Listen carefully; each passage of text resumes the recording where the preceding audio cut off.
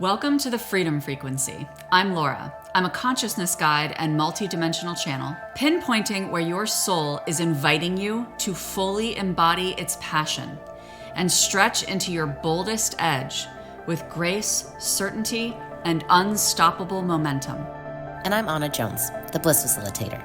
I help entrepreneurs find freedom in all areas of their life so they can finally have a life that feels as good as it looks. We created this podcast series to explore the invisible prisons we create and how to break free by tuning into the vibrations of limitless living, bold choices, and true freedom.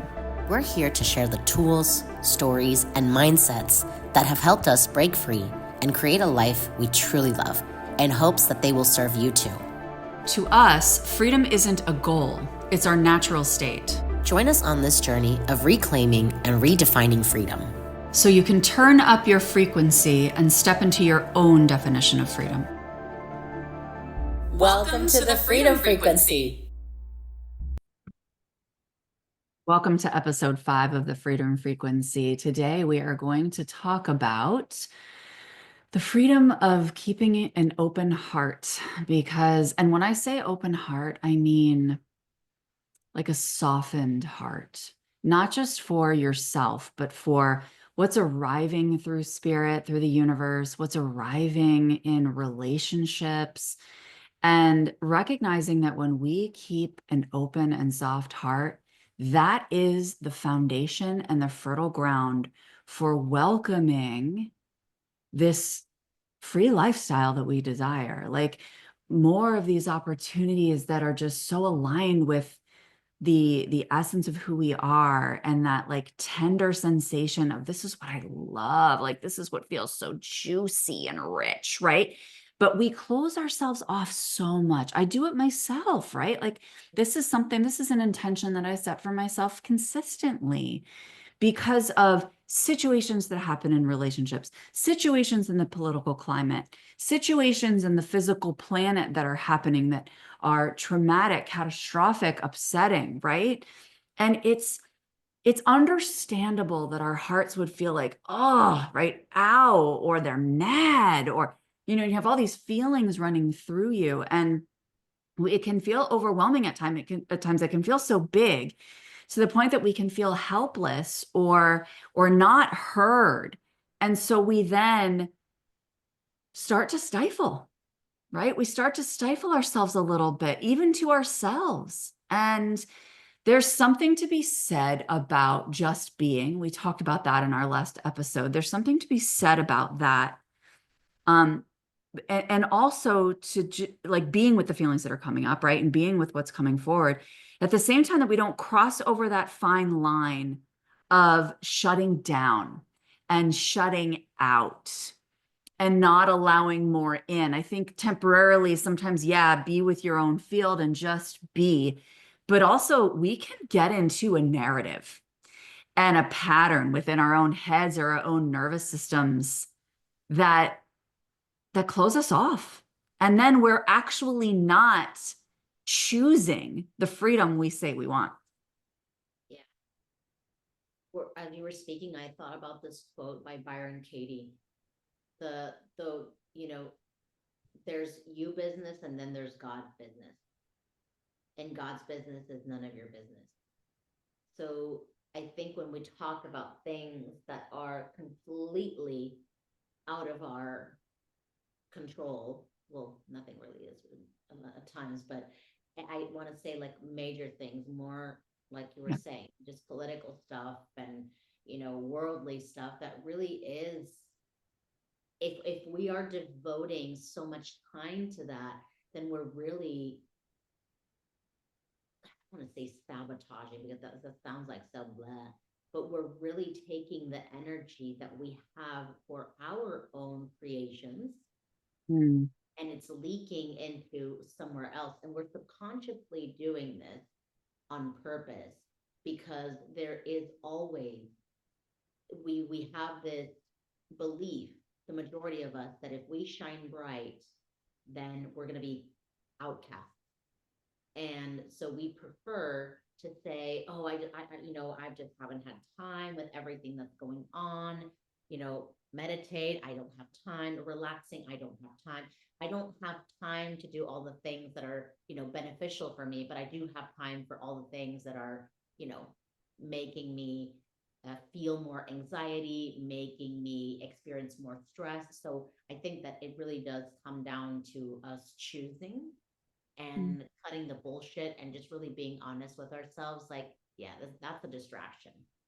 It is a distraction and people love latching onto it. And it's very similar to caring for the caretaker, right? Like if you have somebody in your family that's really, really ill, and you're taking care of them and you are constantly neglecting yourself because you're just taking care of them, you are going to get depleted. You need to fortify the caretaker so that you can be the strongest force, the brightest force to assist in this person's healing and their comfort and their expansion, whatever is meant for them, right? To hold that space. And in a similar way, we also desire to care for this planet. We desire to care for our society. We desire to care for our sisters and brothers in this world, right?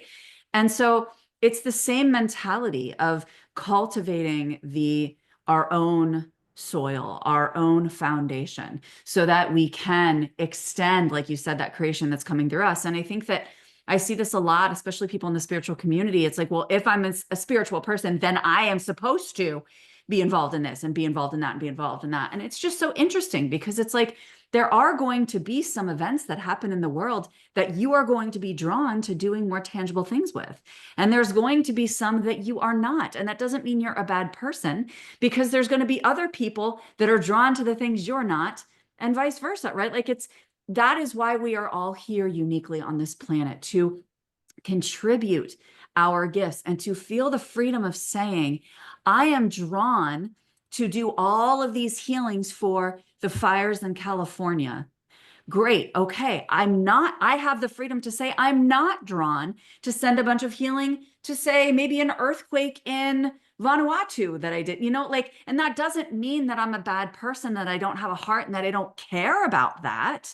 Yeah. But I'm listening to the assignment that's being moved through me and where my energy keeps pulling me. Like with the California fires, it was like I was crying about, like, it was so tangible within my field. I didn't know why that one felt like I was drawn so much more into service versus things that have happened in Gaza, where I was involved, just guided to be involved in different ways, to use my voice in different ways there. And so it's not apologizing for where you're not being invited to extend your heart in a tangible way. It's knowing that your heart is still soft, your heart is still loving, and that you're serving as you're guided. Yeah. And I mean, don't even get me started with like the whole like good and bad separation that we're still trying to do. It's like I feel like we're constantly getting in other people's lanes. And that is just like it's a distraction. It really is. It's like it really bugs me to see all of these people that are just pointing fingers of like, oh, this person deserves this, or why aren't you doing that? I'm like, what the fuck is going on? Like, when did we become each other's like scorekeepers of like, oh, you're participating in this? It's like everybody gets to use their resources in whatever ways they want, and nobody has to make anything public. Nobody has to tell, just because you're at, I don't know, at a certain level in life, or if you have something on social media, you don't really have to share any of your shit with anyone out there. Like, your Mhm. stuff is your stuff, right? Like who you donate and what you donate to and who you're helping and who you're not helping. It's like, I don't know, like there's some stuff that I do pro bono and I don't have to share about it. I don't have to tell everyone when I'm working with someone who can't afford me, but is the most committed person I've ever seen. And I want to work with them in some shape or form. And like, we just figured out a way to make things happen. Like, I'm just giving you one example that I've done in the past, right? Because it's like, we don't owe shit to anyone. And we're still like in this stupid, like, just I don't know what it is. It's just like it feels like a game. It feels like, are like, really? We're still here. Like, we're still like trying to project the story of like, I need to hold this person accountable. It's like, no, you don't. Like, we don't. We need to start minding more of our own business, respect other people, accept, have compassion, and fucking live our best lives. Like I just feel like we get so caught up in the bullshit because it's distracting. Yeah, it's true. And placing those expectations onto other people because it's an area that you need to fixate, that you need to attach to for whatever reason. And that's okay, you're allowed, Yeah. right? You're allowed. But yeah, we do get so distracted. And I like that you brought up that point too about the freedom of sharing what you desire to share. And that's something that is so distorted with the internet and social media and even watching the news, right? Like just like everybody's business, everything being shared. And it's like I don't watch the news. I don't watch the news and I haven't my entire life for the most part. I mean, I went through a very short period because I felt like I should, because I felt like I wasn't being a responsible citizen if I did not. But it's like, dude, I no, no, because everything is human experience and human reflection, right? And it's like, I know what's going on in the world. I know enough about what's going on in the world, right? And I choose to consume and engage and share how I'm feeling that day. It may be different than the day before. There's a lot of people out there who are wildly successful and happy in their lives who don't share shit. And there's some at the same level who share every fucking detail. So there's a whole spectrum. And I think that it's you being able to feel into what allows you to feel sacred within your own energy and like you're deeply honoring yourself at the same time that you're in service. Yeah. Yeah. I tell this to my clients all the time. I'm like, when you come down to when you make peace with the reality that you know exactly who you are in terms of your integrity, because we're always evolving. I'm like, there is absolutely nothing that you can say, do, or be even that if somebody comes back and tells you like you're a fucking piece of shit or you did this or like an insult, a projection, you can be like, yeah, that's not true. Yeah.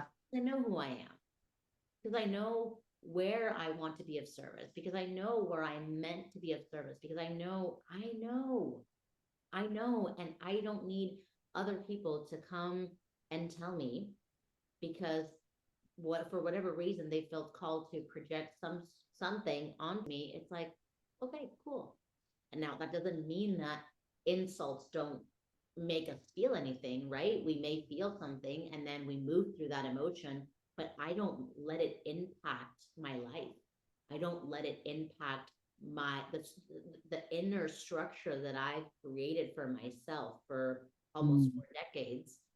I don't let that pillar crumble because somebody had a bad day and feels like they need to troll me.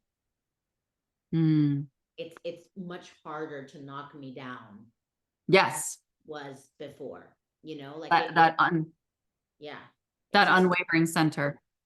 yeah, yeah, Yeah, I feel like it's that's so similar to what we were talking about last episode around being in presence with yourself. And I love that you brought up integrity because that is such a beautiful concept that I worked with years ago, feeling like this. I was in this doubting space around, am I, do I have integrity, right? Am I being right by this person? Am I being right in this situation? Am I being right by that person? There's this, da, da, da. And really, what that all was accommodation and people pleasing energy. That's really what that was, right? Because at the end of the day, what I came to, which I had to repeat over and over to myself over the course of probably a few weeks so that I really anchored this as true.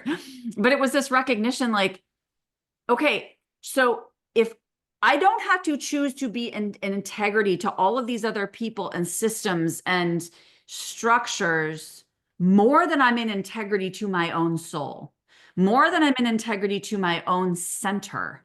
And that's what you're talking about here, right? Is this like, it's like yeah, that doesn't, when they give you something, when somebody says something to you, it's like, yeah, that's not a match. I Mm-mm. know that that's not a match to what I am. So, okay, like you can say whatever you desire to say, but that's when people say they clear energy. I'm like, yeah, I can understand why in a situation like that you would want to clear energy. And I'm not saying that that doesn't feel good and it's not helpful, but ultimately, energy doesn't even need to be cleared the more unwavering you become because it just bounces off. Exactly. It just bounces off. And it's just like, yeah, that's not a match. So I'm not even going to entertain it. Right. But I love this integrity conversation because it's really inviting you who's listening into choosing integrity to your own path and to your own soul's purpose and invitation over anything else. That's the brave path. It can feel scary because it can be unconventional and not a pathway that's been carved already. But it's like, I'm going to choose integrity to me, not because I'm a selfish bitch, but because as I do that, I shine brighter and other people do too. I mean, I see it. It's a freaking ripple effect. It's a ripple effect. As the more I claim my own unwavering sovereignty and center, the opening of my children, the opening and transformation of the people in my life is automatic, quick, and palpable. It's wild. That's evidence when we're looking for evidence that this stuff works, right? 100%. And I think also as mothers, I do feel like mothers, when present in the household, they really are the pillars. There's just something about women, there's just something about us that makes us really, like, we have a lot of impact in our Mm, household, like the woman, I feel like, and there's certain um spiritual like perspectives that talk about how the woman is like the guiding force of the family. So when the woman softens, when the woman has a regulated nervous system, when the woman just like is like basking in her, womanness, we'll call it that, it's just like everything flows, everything is in harmony, because it's almost like she realizes that because she is nature, she can start moving mm. seasons. She can start, just like flowing in and out. And so I think that that is really something just really, really beautiful that we can share to, I Mm. don't have any kids, but I know that like for my nephews, I do that, right? Like Yeah. all about just like, I'm not going to fuck with you. I love you. And like, this is important to me because they learn from example, right? They're always learning. The way kids are, it's like they have learned how to be and how to navigate life through looking at parents, through looking at people, through looking at teachers. So I Mm. think this is really, really beautiful because, yeah, it brings us back to like the piece of responsibility, and we're not Oh, responsible for other people's judgments of us. We're not responsible for other people's projections or stories about us, because I love this quote by Max Strom. He says, if the person who you think you are, the person who others think you are, and the person who you really are would bump into each other, they would never recognize themselves. mm. So it's like we are on this quest of, you know, bumping into our essence. And if we keep bringing all of these external elements that we don't really need, it really is just like it's in the way, Yeah. in the way. I really love that. And I really appreciate you bringing forward this in the context of family life as well, right? Because we talked about like the wider scheme of things, but I think it's so important because that's the microcosm, right? And that's what people are living and touching every day too. And this concept of keeping an open heart, and you're talking about the softening of the mother, right? Is so important because it just it brings up so many feels for me, Anna. It brings up so many feels because it's this sensation of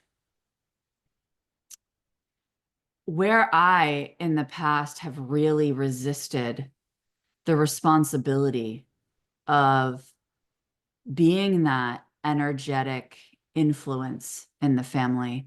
I wonder if that's where that happy wife, happy life saying came from, right? Like if she's Uh-huh. happy, just a little joke as an aside, but kind of like just bringing back to that vibe of what you were saying, that kind of captures it in a way where it's like, I've had conversations with my husband about how he's really this like practical center of the family, right? Like he's more of the practical center, and I am absolutely the energetic guide. He is the practical guide in many senses of the word, and I am the energetic guide. And I think that there was a responsibility that came with that scared me for a long time. And I think that was because of my own history. And because of times that I didn't feel safe to have an open heart or a soft heart, or I didn't really, this comes down to self-trust, right? Like not trusting myself Mm-hmm. to hold myself, to be my own safekeeper, Yeah. my own advocate, whatever. And so I think that that's a really beautiful example to bring this same concept forward when we talk about advocacy on a greater scale, Mm-hmm. right? It's like it's really being able to be with your own heart and honoring its messages, soothing its wounds, and when it knows that it can be safe with you in an unwavering way. Those Mm. distractions, they just don't feel relevant. Yeah. You're like, I feel complete. Yeah. Yeah. It's the knowing and the realization that life wants to co-create with you, but if you're not open to it, if you're not willing to it, then it's not going to come in.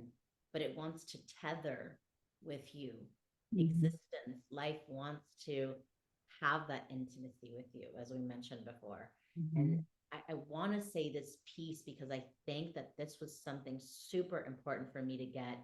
And my mom, who's a therapist, was also talking about this with me a few days ago. And she was like, Anna, I think that what has been happening in terms of heterosexual relationships, she's like, the woman wants the man to be like she is. So Mhm. the woman wants like, oh, we feel, right? Like women, we feel, and that is our thing. That is our jam. It's like the way that we feel and the way that we move through emotions and things and that. And we are much more attuned. We are much more sensitive to certain things. And Mhm. so when we start crying, panicking, experiencing whatever sensation, and we don't see that the man is feeling that too, it's almost like our brain goes like, what's going to happen when this, is he going to be able to be there for me in this way? Or is he going to run? Or like biology, the primal brain kicks in and it's just like, am I safe here? Am I this? Am I that? And it's really learning to understand that everybody processes things differently, right? Mhm. It's like somebody died, I'm crying, I'm sobbing, the other person is laughing. Right. Yeah. It's the emotion being released. Mhm. And so instead of judging, like, oh, this is wrong, you should be doing that, it's just like, can we have this acceptance that Yeah. no matter what gender you are in the energy of something in a relationship, right? Yeah. One is the space holder and the other one is the flow, is the creator. Because when there is steadiness, when there is something that holds you and is firm, it's like then creation can happen. When everything is wobbly, it's like, oh my gosh, chaos, chaos, chaos. When there is like only, like the rock, the holding, it's like, well, then there's nothing that is going to be created. So I think this is also just bringing into piece of like acceptance of what is on both sides, right? That just because I'm in the field doesn't mean that the other person has to respond in the way that I'm responding, and just having that respecting and accepting the freedom of expression that we both have of whatever it is that we're experiencing in that moment. Yeah, I agree with you. And I feel that what comes in that I just want to offer people who are listening today is that forgiveness is an important part of this process too. Forgiveness of yourself, forgiveness of other people, because um, as you're saying this too, it just makes me think of the areas that I've forgiven myself because I was such a people pleaser and I was such an accommodator, right? And I didn't, even though I had the holding container of my husband from the get-go, I didn't have it within myself. And so I kind of piggybacked on his, and I was so, I admire him so much that I was kind of taking on some of those qualities, right? Mm, Rather than honoring the reverence and the vitality of my own softness and mm, how vital that was as a role, right? And so I think that as I came into my own and as I strengthened that within myself and got to know my own energy and came into appreciation and presence and deliciousness and desire of my own energy, it then offered me more freedom to create with this holding container that just assisted and tethered me even further to create even wider. But it was almost like I was chasing what I didn't know I was to figure out who I was for a mm. while. Does that make sense? So I think that that's what came up as you were talking. And I just think it's important, whether you resonate with that example or not, to just be in a space of forgiveness with yourself for areas that your heart has shut down or areas that you have not been in this acceptance that Anna was talking about.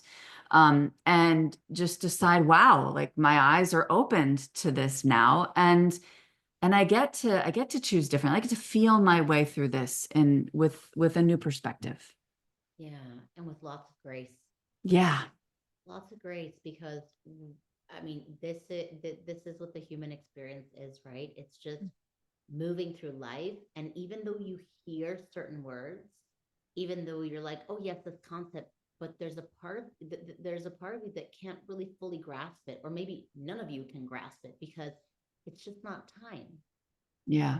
You don't have enough experience, enough knowledge of life for that piece of wisdom to click into you and for you to accept it as part of your reality. I've Yeah. come to realize you got to go through what you got to go through. So if you're not even here, if you're like, I cannot relate to any of this, it's kind of like just store it. If you find this valuable, store it in the background, and then your brain will find it once it's relevant and once you're like, oh, I get it now. I know what they're talking about. I have to close this with a perfect example to what you just shared, which was from a oracle card that I pulled for the full moon ceremony that I did yesterday or the day before, whenever I did it. And it was talking exactly about this. It was this card saying almost there, and it was a picture of like a fox next to a river. And it was talking about how this fox was just like so drawn to this light, right? So drawn to this and kept chasing it, chasing it, chasing it.